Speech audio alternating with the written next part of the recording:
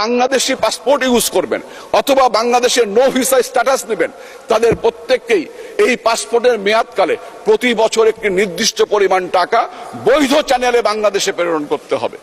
যদি তিনি বৈধ চ্যানেলে বাংলাদেশে প্রেরণ করেন, সরকারি সিস্টেমে প্রেরণ করেন, তাহলে তার পাসপোর্টটি নবায়ন হবে, তার নো ভিসাটি নবায়ন হবে।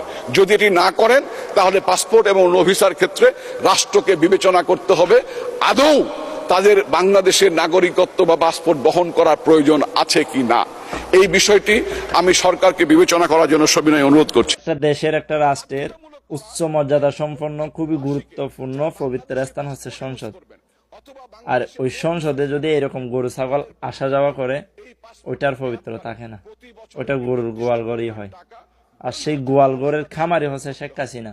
প্রত্যেকটা আবাল মার্কা গরু ছাগলের মতন মগজ নিয়ে যারা কথা বলে, তাদেরকে ওই সংসদে নিয়ে বসাইছে। ঘুষখোর, মেয়েকুর, গাঁজাকুর, যত ধরনের অপকর্ম করা যায় ওইসব লোক নিয়ে সংসদে বসাইছে। দেশের কথা চিন্তা করে যে কিছু একটা বলবো না, তারা শুধু নিজেদের পেটের চিন্তা করে। আমরা প্রবাসীরা ঘুমিয়ে না ঘুমিয়ে ডিউটি করে দিনের পর দিন কে না কে দেশের অর্থনীতি সচল রাখার জন্য রেমিটেন্স পাঠায়। আর দিন শেষে দেখা যায় তাদের নিয়ে এমপি মন্ত্রীরা যা মন চায় তাই বলে, কিন্তু কোনো নিউজ মিডিয়া, কোনো সাংবাদিক, কোনো সাংঘাতিক এটা নিয়ে সংবাদ প্রচার করে।